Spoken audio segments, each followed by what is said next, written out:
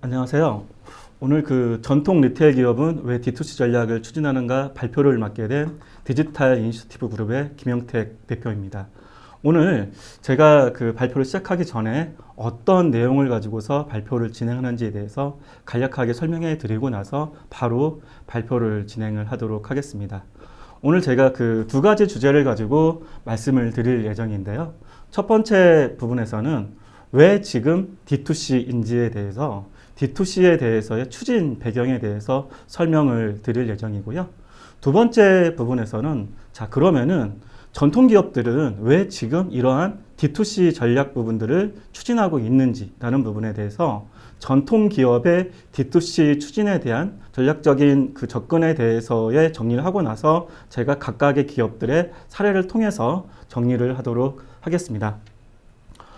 저는 디지털 이니셔티브 그룹의 대표를 맡고 있고요. 전반적으로 기업의 디지털 트랜스포메이션 전략하고 D2C, 옴니채널 관련된 컨설팅 및 교육 부분들을 진행을 하고 있습니다. 자, 그러면 이제 본격적으로 강의를 시작을 하도록 하겠습니다. 먼저 왜 지금 D2C인가부터 설명을 드리도록 하겠습니다. 첫 번째 부분에 저희가 이제 봐야 되는 부분들이 고객의 변화 부분들입니다. 고객들 자체가 변화를 하고 있습니다. 가장 큰 변화의 핵심은 고객들이 자기 개성, 우리가 좀 이제 최근에 MZ세대들 같은 경우는 개취라고 얘기를 합니다. 개인의 취향에 맡아서 기존의 기업들이 그냥 제공해 줬던 또 기존의 기업들이 메이드된 상품들을 구매하는 것들이 아니라 자기의 개성을 잘 표현하고 또 자기의 사이즈 자체도 그냥 우리가 알고 있는 신발 사이즈, 정 사이즈 그런 것들이 아니라 각각의 제에 딱 맞는 그런 커스터마이징된 그런 신발 사이즈 같은 것들을 원하고 있습니다. 그러면서 각각의 그런 니즈에 맞춘 다양한 상품들 자체가 출시가 되고 있습니다. 옆에서 이제 보시게 된다 그러면은 잭스미스의 그런 저희가 요가복 브랜드죠. 요가복 브랜드 자체도 단순하게 운동복이 아니라 일상생활에서 편안하게 입으면서 자신의 개성들을 표현할 수 있는 그런 이제 요가복 부분들이 출시가 되고 있고요. 두 번째 지금 보시는 부분들은 베이지크라는 브랜드입니다. 최근에 화장품 브랜드 중에서 비건 브랜드 자체가 되게 이슈가 되고 있는데요. 여기 같은 경우도 커피의 그린 원두를 가지고서 비건 화장품 부분들을 출시를 하고 있습니다. 이런 이제 고객이 자신의 취향 또 제가 원하는 다양한 스타일 부분들 또 어찌 보면은 제품을 선택하는 기준 자체도 건강을 중요시하거나 사회적인 책임을 중요시하는 그런 제품들을 고객들이 선택을 하고 있다는 것들입니다. 자, 두 번째 부분에서는 저희가 이제 채널의 변화를 봐야 된다는 것들입니다. 예전에는 제품을 꼭 판매하려고 그러면은 백화점, 마트, 홈쇼핑 같은 홀세일에 저희가 판매를 유탁하고 판매를 유탁한 홀세일을 통해서 판매가 돼야 됐습니다. 그런데 지금은 굳이 그럴 필요가 없다는 것들입니다. 굳이 저희가 백화점에 입점하거나 또 홈쇼핑에서의 입점해서 판매를 하거나 할 필요 없이 저희가 네이버에서 보게 되면 스마트스토어에 입점할 수도 있고 또 최근에는 라이브 커머스를 기반으로 해서 좋은 제품만 있다 그러면은 고객과의 직거래할 수 있는 다양한 직거래할 수 있는 다양한 직접적인 채널 부분들이 많이 늘어나고 있다는 것들입니다. 그러면서 이제 정말 제가 좋은 제품만 있으면 그런 제품들을 판매를 한다든지 또 기존에 제조사 자체가 판매할 수 있는 채널 부분들이 백화점, 홈쇼핑 아니면 옥션이라든 할 수 있는 그런 중간상을 거쳐야 되는 한계성이 있었지만은 이제 그런 장벽이라든지 그런 한계성을 넘어서서 이제는 다이렉트로 판매할 수 있게끔 할 수 있는 다양한 채널들이 늘어나면서 이제는 직접적인 거래 부분들이 늘어나고 있다는 것들입니다. 세 번째 부분에서는 저희가 이제 기술의 변화를 들 수가 있습니다. 우리가 그 전까지는 제품을 기획하는 단계, 또 제품을 생산하는 단계, 제품을 제조하는 단계, 제품을 판매하는 단계에서 모든 것들을 저희가 다 구축을 하거나 만들어야 됐습니다. 그런데 이제 저희가 제품을 제조하기 위해서의 저희가 딱 맞는 제조사를 찾는 것도 발품을 팔 필요 없이 보시는 것처럼 저희가 제조 서비스 플랫폼을 통해서 각각의 부품들, 각각의 원자재 부분들을 손쉽게 저희가 찾을 수도 있고요.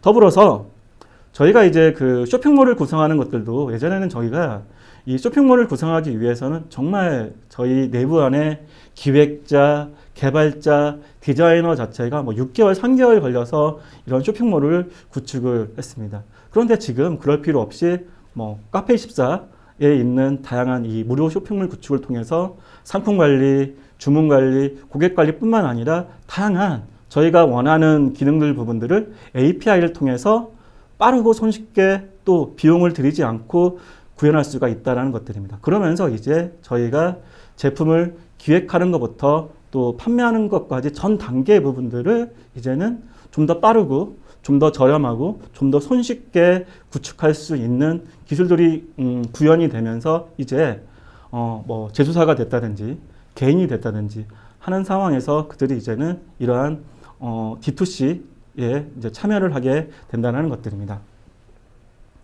세 번째 부분에서는 커뮤니케이션의 변화 부분들입니다. 저희가 이제 그 전까지는 제품을 팔기 위해서는 TV 광고를 집행을 하거나 아니면 정말 막대한 돈을 들여서 저희가 광고를 집행을 해야 됐습니다. 그런데 지금은 그럴 필요 없이 고객들이 이런 페이스북, 인스타그램, 유튜브를 통해서 제품을 인지하고 또 제품을 탐색하고 더불어서 매장을 방문하지 않더라도 유튜브를 통해서 동영상을 통해서 간접적인 체험을 통해서 제가 그 제품을 구매하는 이제 구매에 대한 패턴이 일어나면서 이제 기업들 자체가 커뮤니케이션 부분들이 오프라인 중심의 커뮤니케이션이 아니라 온라인 더불어서 소셜 미디어 또 각각의 고객 여정 단계별로 고객들한테 마케팅 커뮤니케이션 하는 것들이 가능해졌다는 것들이죠. 그러면서 이제 기업들이 페이스북을 통해서 제품을 소개하고 또 유튜브를 통해서 저희가 제품들을 경험할 수 있게끔 해주는 그런 마케팅을 통해서 공격적으로 제품을 소개하고 있습니다. 지금 보시는 이제 그 몽제 매트리스 같은 경우는 페이스북의 타겟 광고를 통해서 다양한 사람들한테 몽제 매트릭스의 다양한 이제 기능성 부분들을 소구하고 있고요. 그 다음에 저희가 이제 쿠켓마켓 같은 경우는 유튜브에 채널을 개설하고서 이 채널을 통해서 다양한 제품들의 뭐 먹방을 선보이거나 아니면 그 제품을 가지고 요리하는 것들을 통해서 고객들의 구매를 유도할 수 있는 다양한 마케팅 커뮤니케이션 부분들을 진행을 하고 있습니다. 자, 이제 보시는 것처럼 디지털 기반으로 어떤 변화가 일어나면서 자연스럽게 고객, 채널, 커뮤니케이션, 기술들이 변화가 되고 있습니다. 그러면서 그 전까지의 저희가 판매를 하는 방식들이 전통적인 홀세일 기반으로 어떤 제품을 판매를 했다 그러면 이제는 저희가 홀세일을 거치지 않고도 다이렉트로 판매할 수 있는 기반이 구축이 됐다는 것들입니다. 그러면서 많은 기업들이 이제는 D2C라는 것들에 대해서 고민을 하기 시작을 하게 됩니다. 자, 그러면은 D2C라는 것들은 뭘까요? D2C의 정의는 다이렉트 컨슈머의 약자입니다. 그 말 그대로 고객한테 직접적으로 뭔가에 대해서의 거래를 하고 유통하는 방식을 얘기를 합니다. 그래서 이제 좀 정의를 내리게 된다 그러면은 제조사가 중간에 도소매를 거치지 않고 고객에 직접적으로 제품을 유통하는 방식 자체를 D2C라고 얘기를 합니다. 그림에 보듯이 전통적인 저희 오프라인과 전통적인 홀세일 중심의 판매 방식 같은 경우는 제조사가 생산을 하고 도매를 거치고 소매를 거쳐서 소비자한테 전달을 하게 됩니다. 중간에 도매와 소매가 껴져 있다 보니까 거기에서 발생되는 거래 단계라든지 또 그걸 거치면서 이제 기업들이 지불해야 되는 어떤 수수료라든지 비용이라든지 이런 부분들 자체가 소요가 되게 된다는 것들입니다. 자, 그렇지만은 D2C 같은 경우는 기존의 제조사가 고객들한테 다이렉트로 판매하기 위해서의 그 제품의 특징과 차별화를 알릴 수 있는 커뮤니케이션을 통해서 다이렉트로 고객들한테 커뮤니케이션하고 다이렉트로 고객들한테 판매를 진행을 한다라고 볼 수가 있습니다. 그러면은 왜 기업들이 이러한 D2C에 대해서의 그 진출 또 D2C 전략을 추진을 할까요? 크게 네 가지적인 그 이유 때문에 기업들 자체가 특히 이제 전통적 기업들 자체가 D2C 전략을 추진을 하고 있습니다. 첫 번째 부분에서는 비용 절감 및 매출 증대 때문입니다. 앞서서 저희가 살펴봤던 것처럼 기존 홀세일 방식은 중간에 도매 소매를 거치게 됩니다. 중간에 도매와 소매를 거치다 보니까 거기에 입점을 해야 됩니다. 입점을 해서 백화점이나 홈쇼핑 자체가 판매를 진행하게 됩니다. 거기에 따른 수수료가 발생이 되게 됩니다. 뭐 저희가 적게는 뭐 10% 정도 되겠지만은 백화점과 홈쇼핑 같은 경우는 평균적으로 40% 정도의 저희가 수수료를 지출을 해야 됩니다. 자, 그런 저희가 수수료를 절감해서 고스란히 고객들한테 가격적인 혜택을 제공할 수도 있고 또 수수료 절감을 통해서 저희의 매출을 증대할 수가 있다는 것들입니다. 더불어서 저희가 기존에 오프라인 쪽에 공간을 구축하고 거기에 인력을 파견해서 제품을 판매하다 보면은 거기서 발생되는 공간에 대한 임대료라든지 또 인건비 부분이 발생이 되게 됩니다. 이 비용 또한 저희가 비용을 절감해서 매출 증대 효과를 가져갈 수가 있다는 것들입니다. 두 번째는 진입 장벽과 견제 때문입니다. 저희가 예를 들어서 신생 브랜드예요. 아니면은 신규 제품을 런칭을 하게 됩니다. 그러면은 당연히 그것들을 알리기 위해서 저희가 좀 목 좋은 곳 아니면은 사람들이 잘 보이는 매대 위치에 저희가 올려줘야 되는데 현재 상황에서는 거의 대부분이 백화점이라든지 마트에 가게 되면은 대기업 브랜드라든지 아니면은 잘 나가는 브랜드 위주로 배치가 되어 있습니다. 그러다 보니까 신제품 부분들을 저희가 단기간에 브랜드를 홍보하고 단기간에 인지도를 강화하는 데는 한계가 있다라는 것들입니다. 자, 그런 진입 장벽과 견제를 저희가 대응하기 위해서의 또 D2C 접근을 하고 있고요. 세 번째 부분에서는 궁극적으로 저희 브랜드가 가질 수 있는 차별화, 경험적인 요소, 또 브랜드에 대해서 다양한 스토리텔링이 있는데 근데 그런 것들을 저희가 충분하게 고객들한테 전달하기 위해서는 저희가 그런 것들을 얘기할 수 있는 별도 공간들이 필요합니다. 예를 들어서 그게 백화점이 됐던 홈쇼핑이 됐던 아니면은 저희가 이베이 같은 공간이 됐던 그런데 거의 대부분이 정형화된 그냥 상품의 카탈로그 또 상품을 판매하기 위한 공간만 제공해 주고 있지 저희에 대한 스토리텔링이라든지 저희의 브랜드에 대한 것들을 충분하게 알릴 수 있는 그런 브랜드적인 경험들을 강화할 수 있는 데 대해서는 한계성이 있다라는 것들입니다. 그렇지만은 D2C라는 것들은 저희 채널이고 저희가 하고 싶은 얘기 또 저희의 브랜드 부분들을 충분하게 다양한 기술적인 부분들을 결합을 해서 전달해 줄 수 있다는 또 장점이 있습니다. 자, 그런데 이제 가장 솔직히 기업들이 또 전통 기업들이 이 D2C를 선호하는 부분들은 고객 데이터를 확보하기 위한 것들입니다.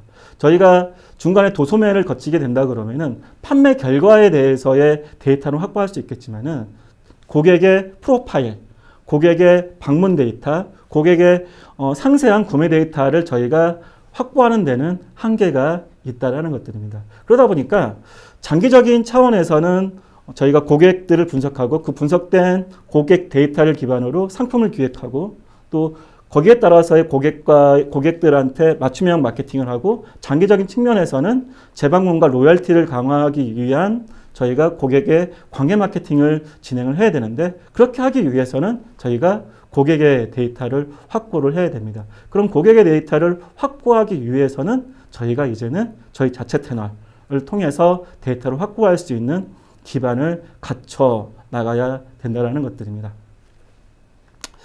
자, 그러면 이제 전통 리테일 기업들은 이러한 D2C 전략을 어떻게 구축 또 어떻게 접근을 하고 있을까요? 저희가 분석을 해봤더니 크게 전통 리테일 기업들이 D2C 전략에 접근하고 있는 부분들은 이 세 가지 축으로 해서 세 가지 접근으로 해서 이 D2C 전략을 접근을 하고 있습니다. 첫 번째는 가장 이제 기본적인 부분이고 가장 많이 이제 접근하는 부분들이 채널 확장 전략입니다. 기존에 저희가 백화점이나 아니면 소매점에서 빼서 아니면 아예 기존에 백화점과 소매점 부분들을 단절하고 온리 D2C 중심으로 저희 자체 채널 중심으로 채널 전략을 추진하는 전략 부분들이 첫 번째 채널 확장 전략이고요. 두 번째 부분에서는 저희가 D2C 브랜드를 가져가기 위해서 전통 기업들 자체가 상품을 기획하거나 또 D2C를 운영하는 역량 자체가 부족하다 보니까 그런 지금의 고객들이 원하는 특히 MZ세대들이 원하는 디지털 네이티브 브랜드를 인수하거나 또 아니면 그런 기술적인 기반을 가지고 있는 D2C 기반의 플랫폼 기업들 인수해서 저희가 브랜드를 확장한다든지 아니면은 저희가 MZ세대들의 고객들을 확보하기 위한 신규 고객 확보를 하기 위한 그런 타겟 채널 부분들을 M&A 하는 전략을 두 번째 추진을 하고 있습니다. 세 번째 부분에서는 브랜드 확장 전략입니다. 아예 그 전통 리테일 기업들이 디지털 네이티브 브랜드를 새롭게 신규로 런칭하고 신규로 런칭한 그런 브랜드는 기존과 다른 별도의 플랫폼을 만들어서 그 플랫폼을 기반으로 저희 차별화된 브랜드와 또 새로운 타겟 고객들을 확보하기 위한 브랜드 확장 전략들을 추진을 하고 있습니다. 자, 그러면은 그런 그 접근 부분에 대해서 하나씩 사례를 통해서 다시 한번 좀 정리를 하도록 하겠습니다.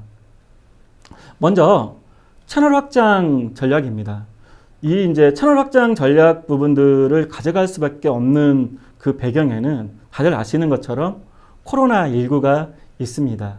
작년에 코로나19가 터지면서 오프라인 매장 또 뭐 이런 그 생필품에 대해서의 판매 자체가 직접적인 판매가 이루어지지 않으면서 많은 기업들이 이제는 전통적인 오프라인 매장 중심의 판매가 아니라 이제는 이커머스 중심 아니면 이제 다이렉트 판매에 대해서의 고민을 하게 됩니다.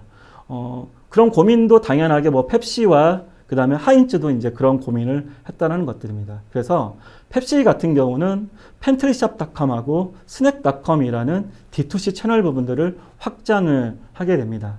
하인츠 같은 경우는 하인츠 투 홈이라는 D2C 채널 부분들을 구축을 하게 됩니다. 근데 이제 이 두 기업의 특징이 뭐냐면은 저희가 전통적인 기업들이 디지털 전략 또 이제 저희가 이커머스의 구축을 가져가려고 그러면은 거의 뭐 짧게는 6개월, 길게는 1년 정도의 기간이 소요가 됩니다. 그런데 펩시와 하인츠 같은 경우는 1개월 만에 구축을 했습니다. 1개월 만에 빠르게 이커머스 플랫폼, 뭐 앞서서 뭐 얘기했던 뭐 카페24라든지 쇼피파이 같은 것들, 제가 알기로는 펩시 같은 경우는 쇼피파이를 기반해서 이 팬트리샵닷컴하고 스낵닷컴을 구축한 걸로 알고 있습니다. 그래서 고객들이 이제 이 코로나19가 터진 상황에서 빠르게 펩시하고 하인츠의 제품들을 뭐 스낵 제품, 음료 제품,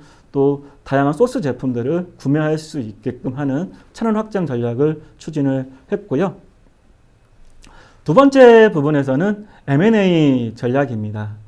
기존에 MZ세대들을 확보할 수 있는 뭐 새로운 어떤 브랜드 이미지를 강화한다든지 또 새로운 타겟 고객들을 확보하기 위해서 저희가 M&A 전략 부분들을 접근을 하는데 시세이도 같은 경우는 드렁크 엘리펀트라는 화장품 뷰티 브랜드를 인수를 했습니다. 최근에 화장품 브랜드 자체가 이러한 뭐 천연, 그린 부분들을 많이 지향하고 있는데 이 드렁크 엘리펀트 자체도 그런 저희가 천연, 그린을 기반한 그런 이제 화장품 재료를 기반으로 화장품을 만들고 있습니다. 그래서 시세이도 자체가 이제는 이런 그 그린 뷰티 쪽을 지향하기 위해서의 타겟 고객들을 확보하기 위해서의 이 드렁크 엘리펀트 자체를 인수를 했고요. P&G 같은 경우는 월커 앤 컴퍼니 브랜드라는 회사를 인수했습니다. 여기는 어떤 브랜드냐면은 유색 인종들이 활용할 수 있는 화장품을 만드는 브랜드입니다. 그래서 이 유색 인종들에 맞춰서 뭐 면도기라든지 크림이라든지 헤어 같은 제품들, 그래서 P&G 같은 경우는 이런 이제 유색 인종의 타겟에 맞춰서 그런 고객들을 확보하기 위한 전략으로 이런 그 월크 앤 컴퍼니 브랜드를 인수를 했습니다. 세 번째 부분에서 이제는 새로운 신규 브랜드로 확장하는 전략입니다. 기존의 전통적인 브랜드가 아닌 이제는 변화하는 브랜드, 변화하는 소비자의 트렌드에 맞춰서 거기에 맞는 브랜드 확장 전략을 가져가게 된다는 것들입니다. 켈러그 같은 경우는 그 M1이라고 할 수 있는 그런 이제 저희가 먹는 건강 음료입니다. 이런 먹는 건강 음료 자체의 브랜드를 확장하면서 관련된 이제는 조금은 유기농 건강식품 회사로 지향하기 위해서의 그런 브랜드 라인업 부분들을 출시하고 계속적으로 확장하고 있고요. 지금 이제 보시는 옆에 이제 로레알이 최근에 페로소라고 하는 신제품 자체를 출시를 했습니다. 이 그 페로소는 어떤 거냐면은 제가 로레알이 있는 로레알의 모바일 앱으로 저의 얼굴을 스캔을 해요. 얼굴을 스캔하게 되면은 제 피부 상태를 측정하게 됩니다. 또 이 측정 부분들은 피부 상태뿐만 아니라 제가 있는 위치, 위치 안에서의 꽃가루라든지 이런 것까지 다 분석을 하게 됩니다. 그래서 저에 맞는 화장품 자체를 딱 이제는 그 산출해 주게 됩니다. 그래서 저에 딱 맞는 화장품 부분들을 딱 이제 제시를 해서 거기에 맞는 브랜딩 킷을 제공해 주게 됩니다. 그러면 제가 그 브랜딩 킷 자체를 지금 보이시는 페로소는 그런 브랜딩 자체를 해서 화장품 자체를 만들어주는 킷입니다. 그래서 제가 여기서 스킨케어 자체를 그 아까 있는 킷 자체를 넣게 되면은 여기서 브랜딩을 해서 저에 맞는 화장품 부분들을 제공해 주게 됩니다. 그래서 로레알 같은 경우는 이제 저희가 이제 이런 서비스를 뭐라고 얘기하냐면은 온디맨드 서비스라고 얘기를 합니다. 그리고 더불어서 여기 같은 경우는 정기 구독 서비스입니다. 이제는 그 화장품 자체도 제가 가서 그냥 화장품을 구매하는 게 아니라 화장품도 배송해주고 또 저에 맞는 화장품을 정기적으로 배송해 줄 수 있는 그런 새로운 브랜드로 확장을 했다라고 보시면 될 것 같습니다. 자, 그러면 이제 이런 전통 리테일 기업들이 D2C 전환을 추진하기 위해서의 어떠한 또 전략적인 접근들을 하고 있을까요? 거의 대부분이 공격적으로 이제는 D2C 중심으로 어떤 조직이라든지 또 판매 기반이라든지 마케팅이라든지 오프라인 부분들을 전체를 다 정비하고 있습니다. 그래서 현재 전통 리테일 기업의 D2C 전략은 곧 디지털 트랜스포메이션 전략이라고 볼 수가 있습니다. 그래서 전통 리테일 기업의 디지털 트랜스포메이션 전략의 핵심은 D2C 기반을 구축하고 D2C 기반으로 모든 것들을 다 바꾸는 것들입니다. 아디다스 같은 경우는 작년에 이제 코로나가 터지면서 원더 게임이라고 할 수 있는 새로운 디지털 트랜스포메이션 전략을 발표를 하게 됩니다. 근데 이거의 핵심은 D2C 기반으로 모든 것들을 다 바꾸겠다라는 것들입니다. 그러면서 2025년까지 매출 비중을 50%로 확대를 하고요. 또 D2C를 강화하기 위해서 오프라인 매장은 옴니채널 매장으로 이제 그 역할을 다시 재정의하고 더불어서 이제 고객 중심 또 고객의 로열티를 강화해서 지속적인 구매가 일어나도록 하기 위해서의 멤버십의 투자를 확대하고요. 그리고 지금 이제 저희가 D2C를 강화하기 위해서는 홀세일 자체를 축소를 해야 됩니다. 그래서 지금 보시는 언더아머, 리바이스, 마이클 코어스 같은 경우도 거의 이제 점진적으로 이 홀세일 파트너를 축소를 하고 있습니다. 언더아머 같은 경우는 그 올 하반기까지 이 홀세일 파트너 부분들을 2,000에서 3,000개 정도로 철수할 예정이고요. 그 다음에 리바이스 같은 경우도 홀세일 매출 비중 부분들 자체를 48% 정도 하기 위해서 백화점 비중 부분들을 지속적으로 축소를 하고 있습니다. 자, 그러면 이제 그 전통 리테일 기업들이 이 D2C 자체를 추진하기 위해서, 그래서 디지털 트랜스포메이션 기반의 D2C 전환을 추진하기 위해서 어떤 것들을 진행하고 있는지를 저희가 리바이스 사례를 기반으로 해서 정리를 해보도록 하겠습니다. 앞서서 저희가 이 전통 리테일 기업들이 D2C를 가져가기 위해서는 홀세일 파트너를 축소한다라고 얘기를 하고 있습니다. 리바이스 또한 홀세일 파트너를 2010년도에 한 16% 정도의 비중밖에 되지 않았었는데, 리바이스 자체가 홀세일 파트너 부분들 자체를 점진적으로 지금 줄이면서 이제는 이 D2C에 대해서의 매출 비중 부분들을 48%까지 지금 올려놓고 있습니다. 두 번째 부분들은 일관된 고객들의 경험들을 가져가기 위해서 이커머스 모바일 앱 자체를 통합을 하고 있습니다. 리바이스 같은 경우는 저희가 웹사이트라든지 모바일 부분들은 크게 세 가지 메뉴로 구성이 돼서 일관된 경험과 일관되게 고객들 자체가 제품들을 구매할 수 있게끔 되어 있습니다. 그래서 전체적인 제품 카탈로그가 구성이 되어 있는 매장, 그래서 이 매장을 통해서 저희가 제품에 대한 상세 정보를 볼 수가 있고요.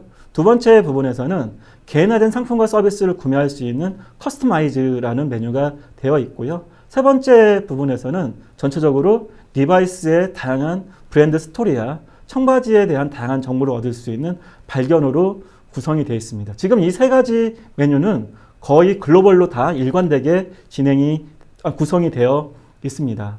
세 번째 부분에서는 매장 자체를 옴니채널 매장으로 탈바꿈을 시키고 있습니다. 그래서 또 매장 자체도 기존의 D2C를 강화할 수 있는 신규 매장 포맷으로 다시 구성을 하고 있습니다. 리바이스 같은 경우는 넥스트젠이라는 D2C 기반의 옴니채널 매장으로 새롭게 구성하고 있는데요. 이 넥스트젠 같은 경우는 웹사이트와 모바일 앱을 통해서 다양한 서비스를 받을 수가 있고요. 또 매장에서 저희가 상품을 구매할 수 있는 기능뿐만 아니라 저희가 매장을 방문해서 커스터마이징된 다양한 저희가 청바지라든지 다양한 옷에 대해서의 저희가 그런 액세서리 같은 것들을 붙일 수가 있습니다. 더불어서 저희가 온라인에서 구매한 제품 자체를 반품도 이 매장에서 진행을 할 수가 있습니다. 또 가장 이제 큰 D2C의 핵심 부분들은 고객과의 관계를 강화하기 위해서의 멤버십을 정비하다든지 LTV를 강화하기 위해서 멤버십 부분들을 새롭게 구성을 하게 됩니다.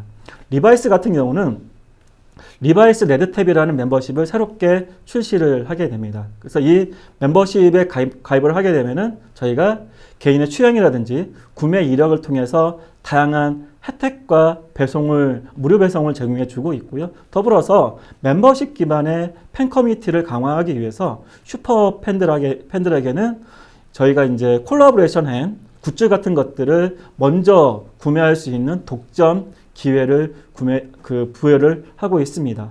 현재 리바이스의 멤버십 같은 경우는 100만 명 이상의 회원을 보유하고 있고요. 현재 충성공예 고객 같은 경우는 재구매율 부분들이 40%에 달하고 있습니다.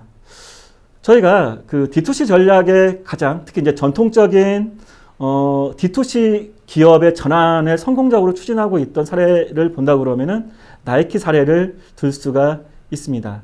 나이키 같은 경우는 2017년도에 컨슈머 다이렉트 오펜스라는 디지털 트랜스포메이션 기반의 전략을 기반으로 D2C 전략을 추진을 하게 됩니다. 그래서 트리플 더블 전략을 기반으로 해서 고객 중심으로 다양한 상품 기획과 제품 출시, 그다음에 판매 부분들을 혁신하는 전략을 추진하게 됩니다. 그래서 밑에 보시는 그 2배 다이렉트라는 부분들이 다이렉트 기반을 가지고서 전체적인 판매 채널과 마케팅 부분들을 강화하겠다는 전략의 핵심이라고 볼 수가 있습니다.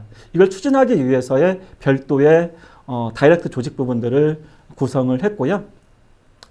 2018년도에는 이 D2C 역량들을 강화하기 위해서 제품을 기획하고 생산하는 부분들에 대해서의 스피드하게 또 고객이 원하는 제품들을 출시하기 위해서 익스프레스 레인이라는 기반의 어떤 제품 제조 생산 부분들을 혁신을 하고요.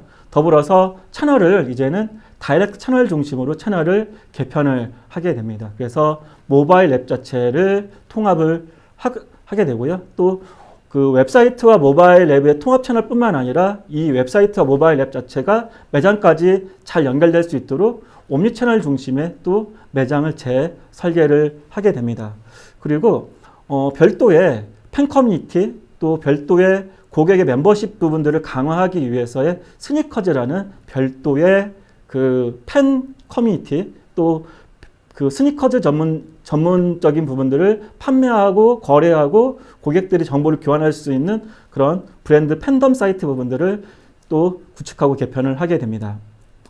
2019년도에는 전체적인 이제 이 부분들을 통합하는 통합 전략 부분들을 진행을 하게 됩니다. 근데 이 통합 전략의 핵심은 고객을 중심으로, 고객 DB를 중심으로 통합을 하게 됩니다. 그래서 나이키 멤버십 부분, 나이키 멤버십인 나이키 플러스 부분들을 개편하고 이 플러스에서의 다양하게 고객에 대한 어떤 혜택, 그 다음에 컨텐츠, 고객의 지원, 고객과의 커뮤니케이션 부분들을 강화하는 통합 마케팅 전략을 추진을 하게 됩니다. 더불어서 이제 확보된 고객에 대한 데이터를 분석하기 위해서의 데이터를 분석하고 또 상품을 기획하고 또 고객들한테 개인화된 마케팅을 강화하고 또 저희가 재고 관리라든지 또 고객을 분석해서 성과를 높여주기 위한 마케팅을 강화하기 위해서의 M&A를 진행하게 됩니다. 각각의 M&A를 보게 된다 그러면은 조디악이라는 회사를 인수해서 데이터 분석을 강화를 했고요.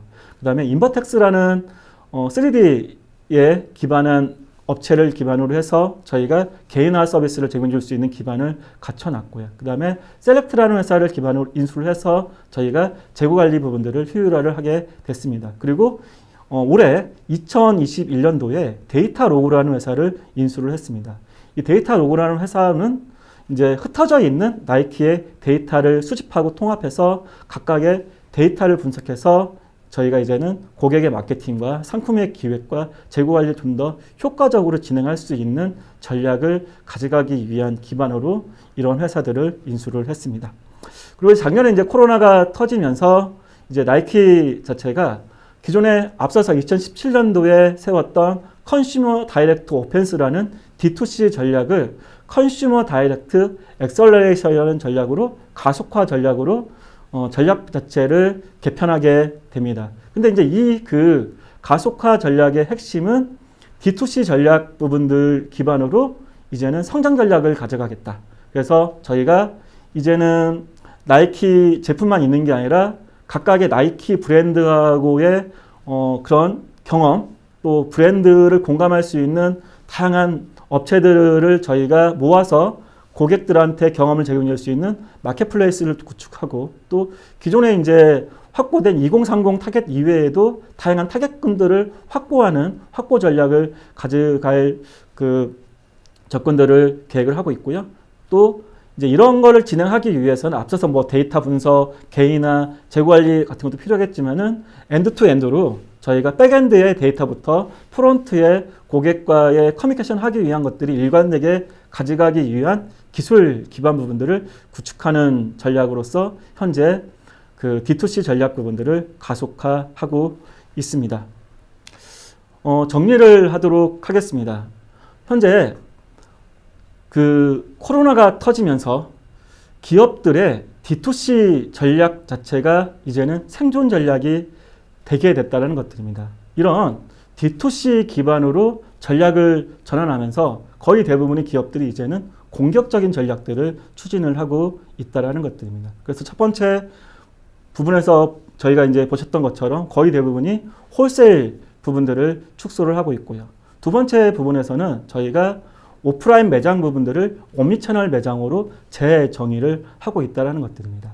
세 번째 부분들에서는 고객을 중심으로 일관된 경험들을 제공해 주기 위해서 저희가 웹사이트, 모바일 웹, 또 오프라인 채널까지 통합하고 연결하는 전략들을 가져가고 있습니다. 그리고 마지막으로 이런 것들을 저희가 효과적으로 구축을 하기 위해서는 조직, 프로세스, 기술들이 통합되고 확보되고 이런 것들이 저희가 원활하게 잘 운영될 수 있는 기반과 역량을 갖추는 게 이 현재 전통 기업들의 D2C 전략의 추진 전략이고, 또 성공적인 D2C 전략을 추진하기 위해서는 이런 네 가지 기반이 갖춰져야 저희가 성공을 할 수가 있습니다.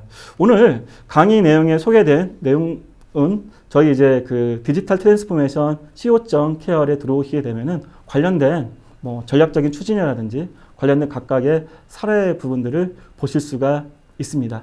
네, 이상으로 강의 마치도록 하겠습니다. 감사합니다.